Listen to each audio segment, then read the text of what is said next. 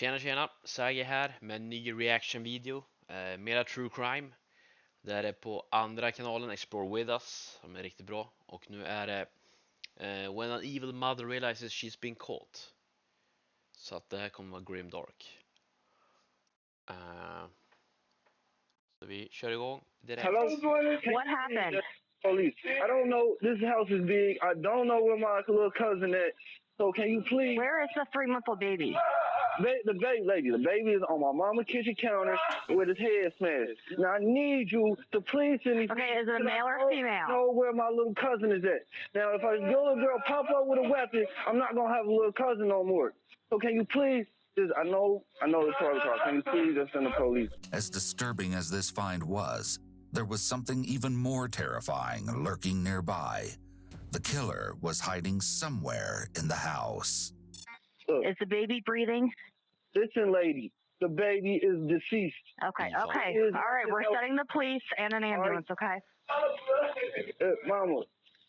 What is your name, sir? Mama. Son. Hello. What is your name? I'm Robert Stewart. 20-year-old Deasia Watkins and her boyfriend James Brown welcomed their healthy baby girl Janiyah Watkins on December 4th, 2014. At first, everything seemed to be going well for the couple. Deasia was excited to become a mother, and after a tough childhood of her own, she vowed to give her child the love she'd never received. But no one would have ever predicted the sheer horror that lay ahead. It all began when Cheviot police were dispatched to the apartment where the family was living on January 25th, 2015, around midnight. Upon hearing Deasia's screams and baby Janiyah's cries, multiple neighbors had become very concerned and placed 911 calls. Police soon arrived at the residence. However, Deasia refused to open the door. When officers threatened to force entry into the apartment, a young man opened the door, who was soon determined to be James' cousin, Chris Gully. Right away, members of law enforcement detected a strong odor of marijuana and noted Deasia's behavior seemed erratic.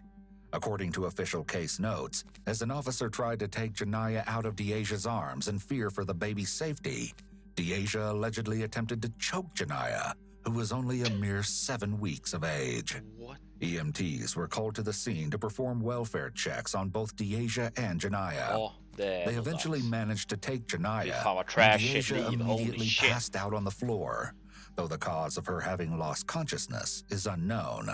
She was soon moved to Deaconess Hospital for psychiatric care, where she would remain on a 72-hour investigative hold. By the following day, her diagnosis had been established. She was suffering from postpartum psychosis. In addition, marijuana was found in her system, though she denied using it initially. She was placed on an antipsychotic medication.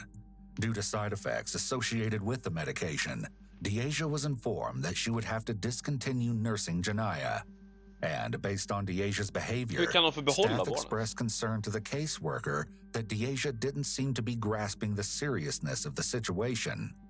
According to case notes, they felt that she was minimizing the incident, as she described it as no big deal. By January 30th, Deasia had returned to the apartment, and a safety plan was officially in place. She was allowed supervised contact with Janiyah, provided Deasia took her prescribed medication, and that either James or his sister Jaleisha was present at all times. But a visit from the caseworker reinforced the fact that Deasia wasn't on board with the plan. She hadn't filled the prescription for her antipsychotic medication. The caseworker reiterated that it was imperative Deasia take her medication, or it wouldn't be safe for Janiyah to stay in the home. James made it clear that she'd have to leave the home if she didn't comply, as the apartment lease was allegedly under his name. Deasia reluctantly agreed. She didn't want to be separated from Janiyah, and in addition, she felt she had nowhere else to go. Of course, soon these concerns would no longer be relevant, as disaster was lurking just around the corner. 1 week later, a caseworker completed an unannounced visit at the residence and was unable to verify if Deasia had filled her prescription. Over the next couple of weeks, everything continued to deteriorate. By the end of February, Deasia had abandoned the apartment and moved in with an aunt. It was clear that the current situation wasn't working, and it was about to become exponentially worse. Custody proceedings began on March 6th. As paternity had not been established and a mental health assessment needed to be completed on Deasia, the magistrate who presided over the hearing granted custody to the Hamilton County Department of Job and Family Services. During the interim, Janiyah was placed in the care of Deborah Stewart, Deasia's aunt. Neither James nor Deasia were allowed to see Janiyah, and Deborah agreed to the terms. During the caseworker's visit to her home, she confirmed that she'd not allowed Deasia contact with Janiyah. She was adhering to the agreement, and baby Janiyah was thriving. But in actuality, things weren't at all as they appeared to be, nor as Deborah claimed that. Kontroversiell åsikt kanske, men jag står fast vid att det inte ska vara en rättighet att skaffa barn. Alla borde inte få göra det. Det är min take. Efter att det här och sen när jag började lyssna på, det här är många år sedan, Peter Dokumentär och lyssna på fallet Bobby, det var så här då första gången jag var jättenära på att bryta ihop när jag jobbade för att det var så hemskt att lyssna på. Men You see, Deasia had been spending time with Janiyah, a lot of time actually. She'd moved into Deborah's home days earlier. Deborah was coping with her own personal issues and health problems. Caring for a baby on her own was just too much to handle. So Deborah allowed Deasia to stay, despite the fact that she'd explicitly agreed. Om det ändå fanns en myndighet som tog hand om sådana här fall och som gav dem till familj som var kärleksfulla. Det finns ju. Agreed not to allow her contact with Janiyah. 3 days after the caseworker's visit, a life came to a shockingly brutal end within the confines of Deborah's walls. A dispatcher received the frantic 911 call early that morning. Thanks so much for being here, Robert. Since 911, where's the address of your emergency? Somebody please send the police. Please. What is the address? 5957 Wild West. Okay, ma'am. Help me. Ma'am, who were you just you were just talking to somebody. Who were you just talking to? My son, he came over here, he found that I was asleep. Ma'am, you weren't crying but I heard you talking to him. You were fine. And then when I picked up, you started crying. I need you to tell me what's going on. The dispatcher is trying to make sense of the situation, but so far, nothing is adding up, and her skepticism is evident. Oh my God, help me! Listen to me. I need you to stop crying, okay? Stop crying. I need you to take a deep breath and tell me what happened. All I know is my son came in here and woke me up and said, Mama, the baby's dead. And I'm like, what are you talking about? Here, talk to my son, brother. How old is the baby? The baby is 3 months. Oh my God, what is you? Deborah passed the phone off to her son, Robert, who'd arrived at the home along with his children just minutes earlier. It was his youngest child who had arrived in the kitchen first and bore witness to the terribly gruesome scene.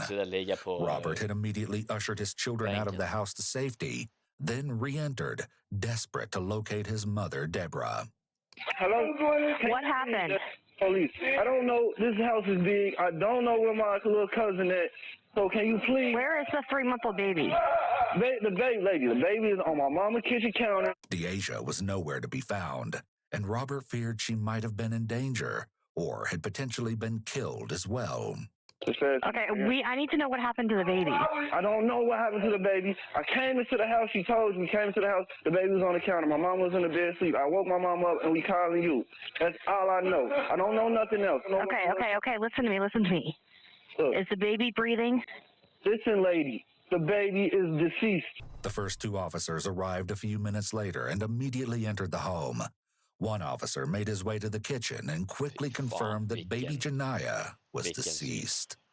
Simultaneously, the second officer located Deborah in the bathroom of the master bedroom. Officers on scene radioed for additional officers to assist. Amidst the chaos and confusion, a few officers cleared the home and, in the process, they located Deasia. She was in the bed in her room, tucked under the covers, though her hair remained visible. Officers pulled the covers back, and Deasia, without so much as a word, was handcuffed and moved to the hallway and remained under the watch of another responding officer. The rest of the home was cleared without incident. As Deborah's house had become a crime scene that would require thorough processing, the parties were moved to the Criminal Investigation Section, known as CIS, at the local Cincinnati police station. It was there that everything began to unfold, but it would take some time to get to the horrendous truth hidden beneath a cluster of outrageous lies.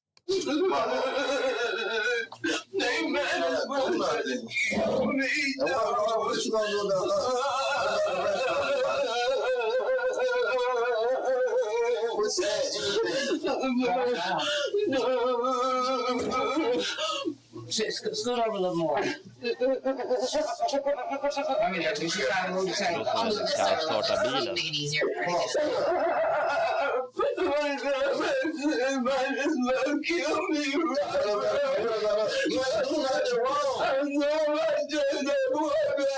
Somebody help me. Somebody help me. Mama, what does you want me to help you do? You can't bring back right. You know that. You go to and what can't take this. And what about us? And what about your kids? I can't. What about your kids? What about us? You being real selfish. No, I'm not. It ain't nothing you can do. You trying to help. It ain't nothing you can do. Listen. Ain't nothing you can do. Take this tissue. Baby, Take this tissue. Deborah's gut-wrenching cries can be heard from the nearby room where Deasia is seated, waiting for Holy detectives to shit, enter. hon ser pigg ut. Inte undra på att håret stack ut. Jävlar vad pigg hon är. Oh! Ja, måndag morgon där var. Meanwhile, Deborah is beyond inconsolable. This motherfucker just killed me. I can't take it. I don't think I can live through this. I don't think I can live through this. Oh God, I can't live through this. No. I can't do it. I can't do it. Oh, baby. My name is Jen. That baby. That boy baby. That boy baby. More than 2 hours pass before detectives enter the room where a stoic Deasia remains seated. Hi. Are you Dee Dee? My name's Jen. This is Jake. Are you handcuffed? Would you be more comfortable if I took those off? Right away, Deasia sets the tone for the interview. She doesn't speak or respond to detectives. What hand do you write with? You right or left-handed? Are you right or left-handed so I can uncuff the other hand? Just forget it. Jake's gonna read something to you, okay? Just pay attention to him. All right. The detective reads Deasia her Miranda rights. Do you understand all that?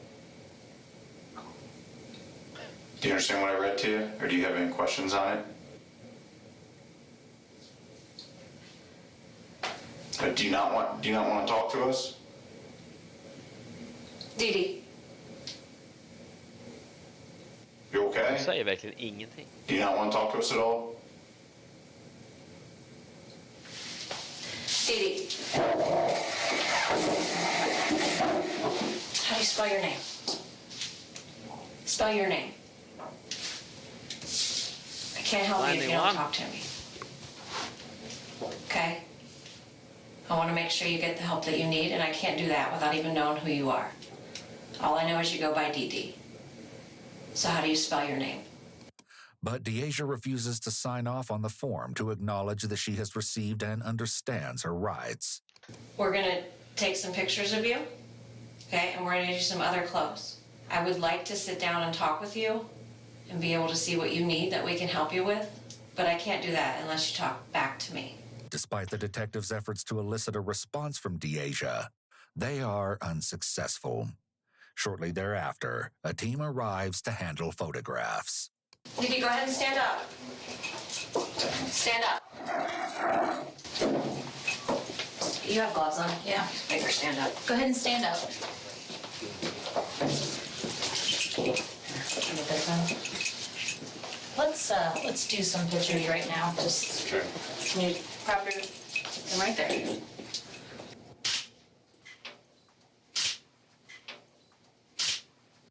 Several minutes later, the What photographs is have that? been taken, What and the Deaja's fuck is clothing that? has been confiscated För att and citera retained as han potential i evidence. Fullmetal-Jacket.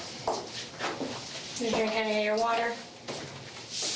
Upon re-entering the room, the detectives continue to run through the gamut of classic interrogation tactics, but each proves ineffective. Nearly 6 hours in, they've gotten nowhere with Deaja, and the meeting comes to an end. 6 timmar, har hon After inte the sagt unavailing någonting. attempt to gain information from Deaja, she was transported to Deaconess Psychiatric Unit, where, yet again, she received treatment and was kept for observation. 3 days later, she's back at the station, seated in front of detectives. And as you're about to see, this interview is in stark contrast to the one that took place previously. You handcuffed?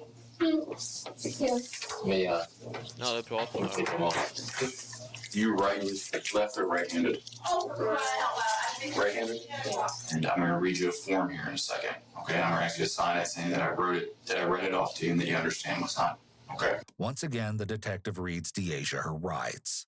This time around, she signs the form, acknowledging that she has received and understands her Miranda rights. After some general questions, the detectives begin to work toward untangling the terrible mess that led to an unthinkable tragedy. So we're going to talk to you about stuff that happened the other day. What I'd like to do is just go back, okay, way before any of that. We talked to James a little bit. You know, how'd you guys become boyfriend, girlfriend? We just got to know each other first. How long ago did you guys get that place together? Was that before you were pregnant or while you were pregnant? While I was pregnant. Was he working anywhere? Yes. Where did he work at? McDonald's. At some point, once you had the child, you guys went back to the house where you and James were staying together, right? So you guys went back there after you left the hospital? Okay. At some point in January, the police were called to that house there. Do you remember all that? No. You don't remember that very well? Do you remember after the police were called there? Like at that point, they had taken you up to the hospital then, had you evaluated, and then you were able to go back home? Do you remember all that? Well, at some point, after I talked to James, he said that you moved out of that place and went to stay with one of your aunts. Which aunt did you go to stay with? My Aunt Debbie. Aunt Debbie? During Deborah's interview 3 days earlier, her sister Cindy assisted in answering questions posed by the detective and addressed this very topic. She called my sister one day about a couple of weeks ago, asking could she come and get her. My sister, she's sick, she can't see. My sister said, I can't drive, I shouldn't be driving because I'm sick right now. She was crying so hard, like, please, Aunt Debbie, come and get me. And she went and got her. So she came, according to James, she came and helped pack you up and help move your stuff over there?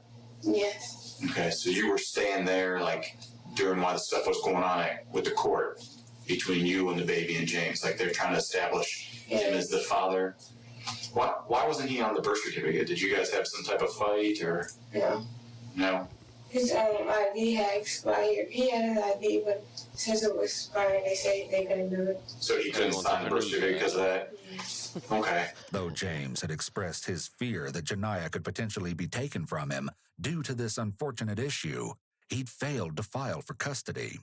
The detective shifts to another important subject. When you went to stay with your aunt, were you taking medication then? No. Weren't taking any medication? Were you supposed to be taking some? Yeah. Or why didn't you want to take it?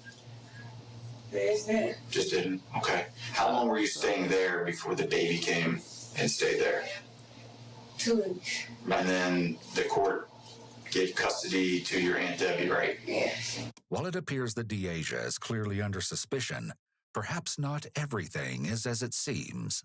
I was down there talking to one lawyer. I come back and they don't talk to her into getting the baby.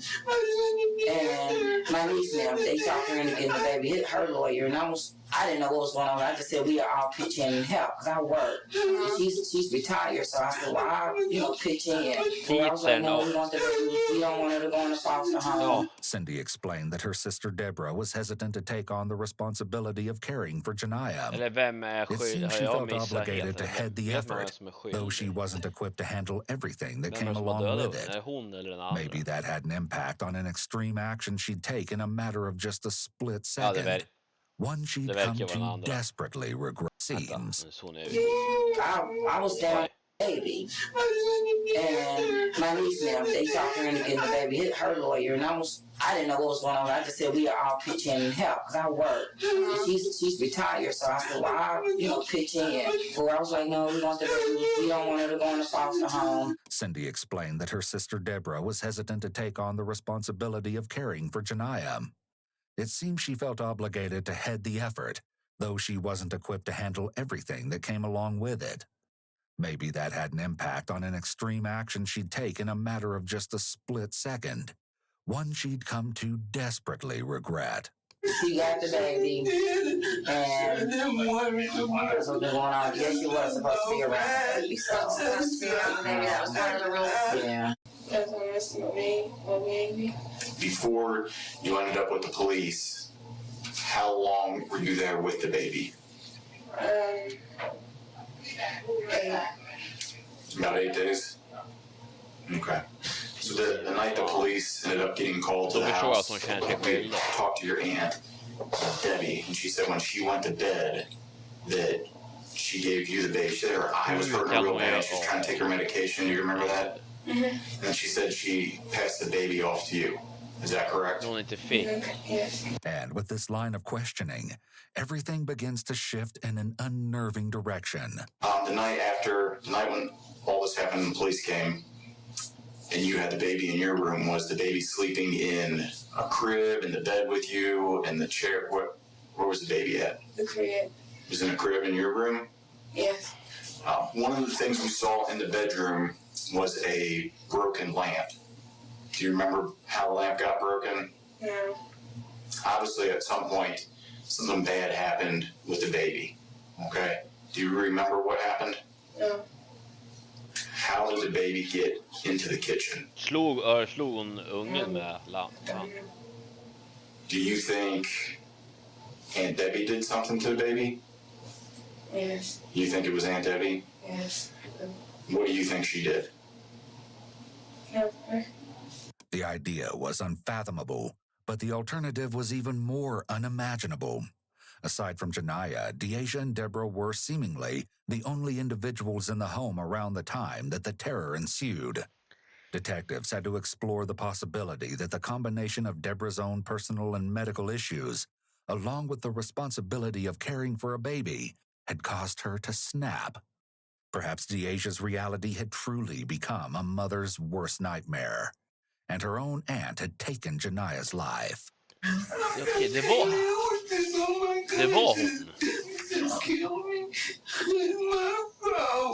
How did she kill her? Stabbed her. She stabbed her? Var inte huvudet? Do you know what she stabbed her with? The knife because it was right next to her. The knife was next to the baby? The baby hand when I saw it. The what? I'm sorry? It was in the baby hand when I saw it. So you went out there and saw... No, when I heard her scream. She hadn't seen the infant's lifeless body. She'd heard Robert's little girl's blood-curdling screams as the child entered the bloodied kitchen, and word of the grisly scene soon made its way through the home. But clearly, things weren't quite adding up. How do we make that leap from the baby's acting like a normal baby to the point where we end up where it is badly injured and dies in the kitchen? I don't know. You don't know? I guess when Aunt Debbie was sleepwalking. Okay. Here's where we're gonna take a little turn. That's not what happened. The detectives have come to this meeting armed with indisputable evidence. At what point during all this did you have the knife in your hand? Of course, the detectives already know the answer to this question. They just need to hear it from Deasia. I didn't have the knife in my hand. You never had the knife in your hand, so those aren't your fingerprints that are on the knife in there? Are you sure about that? Yes. So if Are you we pull sure it up about and your that? fingerprints on that knife, how am I going to explain that then? And my fingerprints just stay on there. They just stay on there? You know what I'm saying? My fingerprints are not on there. No, but I'm telling you that they are. I'm saying, how do I explain that? By checking it? By checking it? Why, we did check it. Åh herregud, fan vad bright hon är, holy shit. I didn't touch it. Okay. Well, you're thinking that your aunt did it, right? Yeah. Even though she was completely asleep, had no blood on her hands. You still think she's the one that did it? Yeah, she sleepwalks. She sleepwalks? Yes. Do you sleepwalk at all? No. How should Bill and I explain all the blood and stuff that was all over you? You don't know? No. Take a guess. What do you think would be a good explanation? That time of the month. At this point, the detectives are done entertaining Deasia's absurd claims and denials. Tack. They employ some tactics that weren't successful last time around. Do you know the difference between a bad person versus a bad thing? Like doing a bad thing? Do you understand the difference? Yes. So there are people out there who are bad, okay? But there are people out there who aren't bad, who sometimes do bad things. And there's a big difference in that. And that's just what we're trying to find out. Do you think something was just going on that may have caused you to do this? Yes. What do you think was going on? They were just trying to take my baby. People were trying to take your baby from you and that upset you? Yes. Okay. Did that make you feel like if you did this to the baby, then nobody would take it away from you? I didn't do nothing to the baby. But detectives aren't yet able to overcome Deasia's denials, as she continues to claim that she didn't cause Janiah's death. They continue at it and try a different approach. I don't think you wanted anything bad to happen to the baby. I don't think that at all. You wouldn't have kept trying to stay there and be around the baby if you wanted something bad to happen to it. But you would agree that something very bad happened. Okay, and the baby is no longer with us and the baby's dead. Okay? But the manner in which the baby died was caused by somebody with very deep feelings, very strong feelings. There was a lot of angst in what was done. Somebody had very strong feelings towards that baby. Okay? And the person I find with the strongest feelings one way or other about that baby is you. You're the person that had the strongest connection.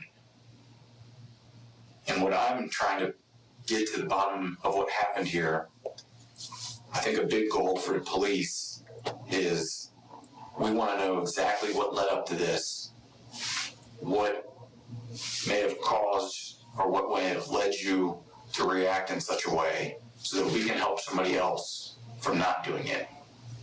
If you could help another mother with the stuff that you were suffering from in the postpartum, wouldn't you want to do that? You know Aunt Debbie didn't do this. You don't want to blame it on Aunt Debbie. That's not going to help.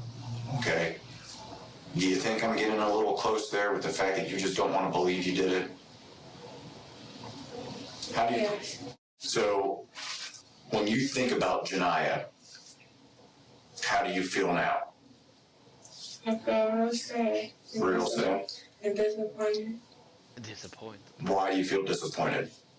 Because I just lost my daughter and I really love her. And none of us in here doubt that you loved her. Okay? Just because of what happened, that doesn't mean you didn't love her. I want you to tell me what made you upset that night. What started all this? What happens that makes you upset? Nothing. Nothing upset you? No. The detective directly confronts Deasia with more evidence. How did you end up with all this blood on you when the police get there? You don't know? Yeah. Well, how would you explain it? If you were the police detectives, how would you explain you with all the blood all over you? Why there's blood all over your room where you were sleeping? Why your fingerprints are on the knife? I don't know. You don't know? No. What do you think we think when we see all that? That I killed me. That I was going to kill my daughter. The detective strategically transitions to the topic of Deaja's loved ones, including James and her family, as he continues to build his case in hopes that something will trigger Deaja to tell the truth. Do you still have feelings for James? No. Do you know what James asked about you? What?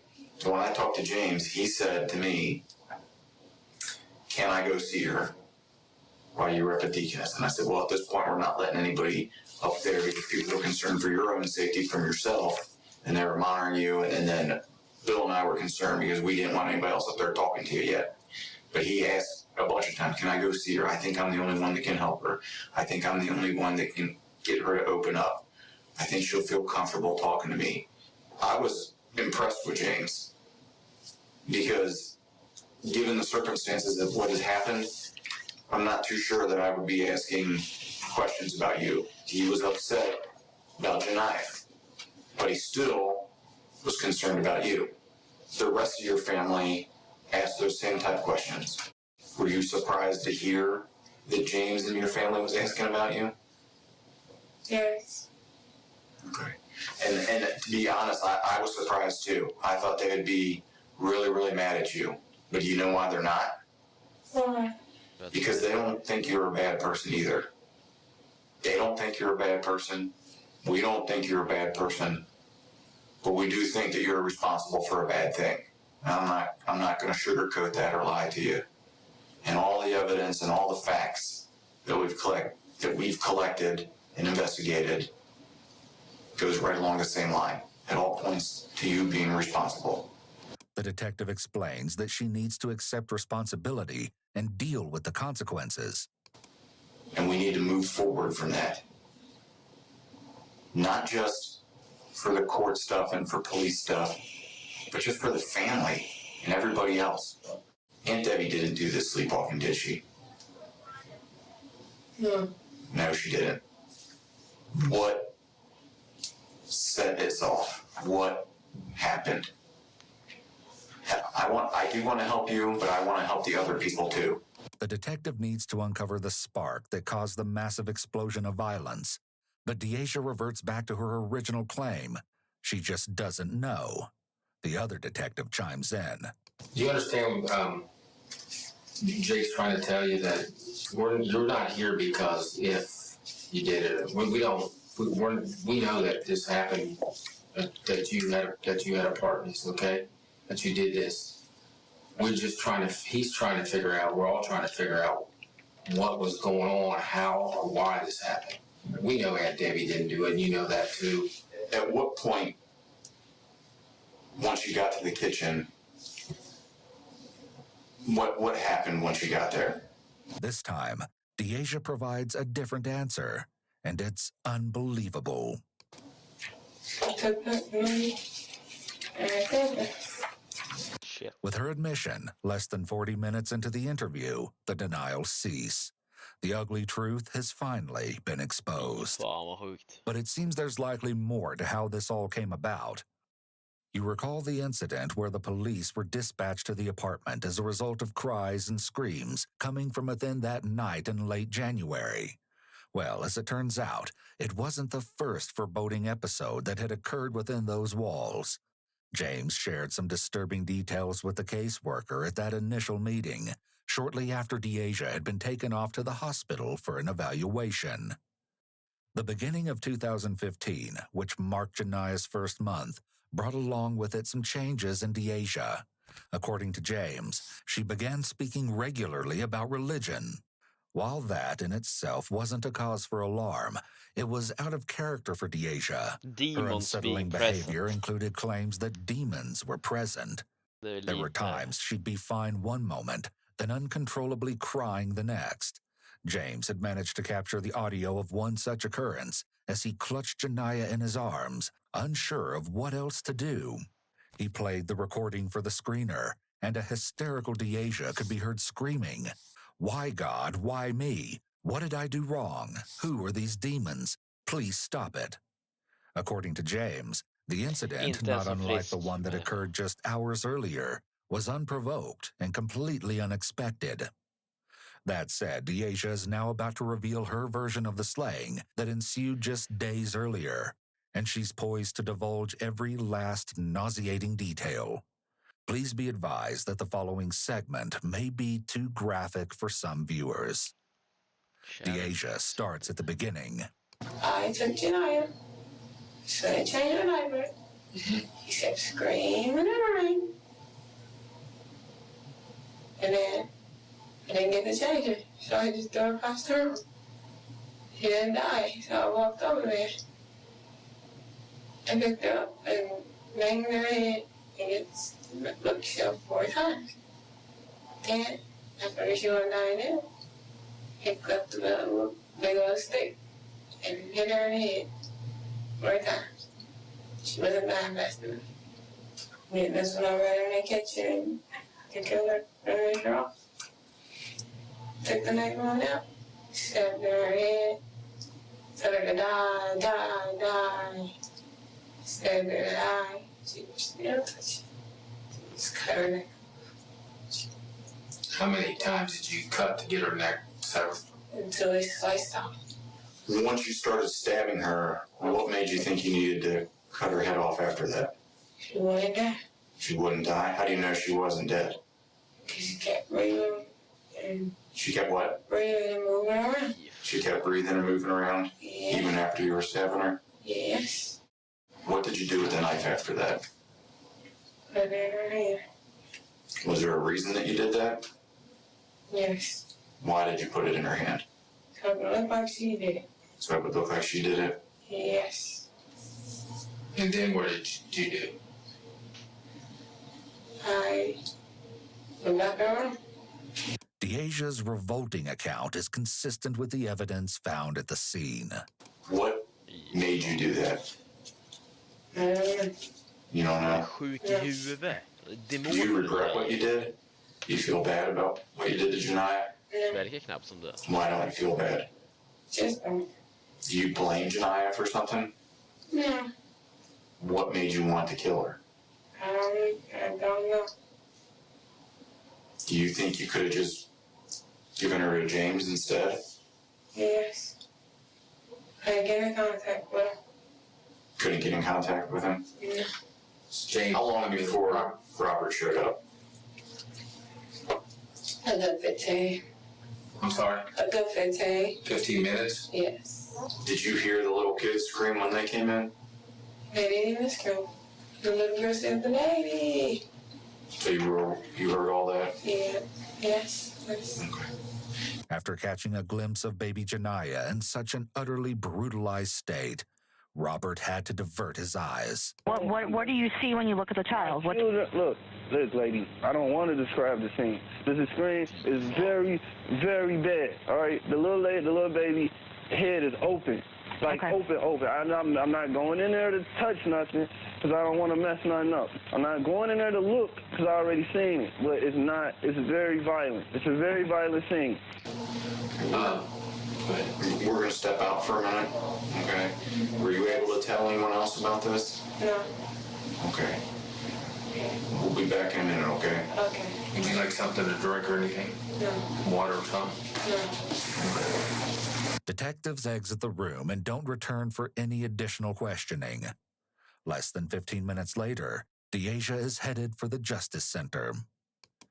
Deasia's account confirmed the Hamilton County Coroner's report. Baby Janiyah had sustained stab wounds on both her face and head. When the coroner was asked if she could provide the number of stab wounds, she stated that she'd lost count. Janiyah's right arm was fractured. In addition, her head had indeed been severed from her body, as Deasia so callously described. According to the Hamilton County prosecutor, Job and Family Services did their job. Nevertheless, the haunting case is one you likely can't wrap your head around, and the question of why really wasn't answered, at least not completely.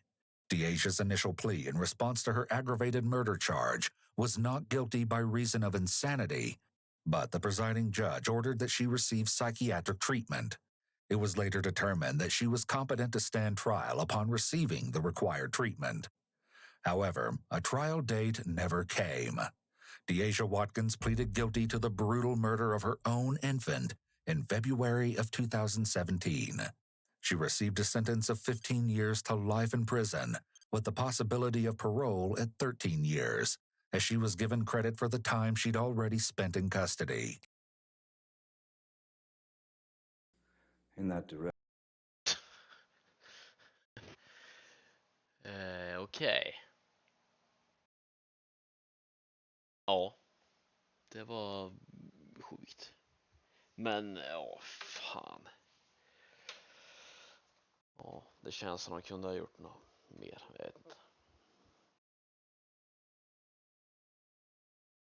Men ja, man undrar ju. Men ja, om hon var insane så kanske det var en demon som sa till henne då. Jag vet fan. Men ja, det var väldigt disturbing. Men det var en ny reaction video, så ha det gött så ses vi i nästa avsnitt.